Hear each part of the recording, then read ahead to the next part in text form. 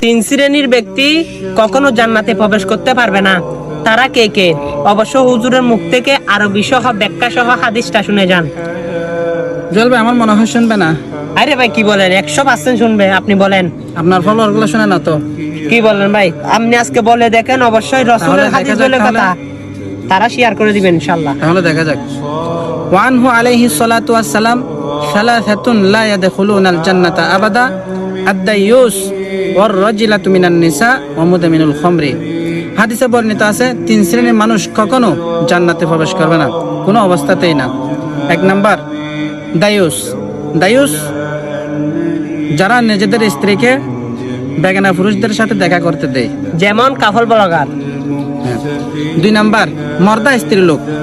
ওই সমস্ত মহিলারা, যে সমস্ত মহিলা পুরুষদের মতো চলাফেরা করে এবং পুরুষদের মতো কার্যকলাপ করে, পুরুষদের মতো শার্ট প্যান্ট পরে পরে ভিডিও বানায় এবং মানুষের সামনে উন্মোচিত হয় তারা।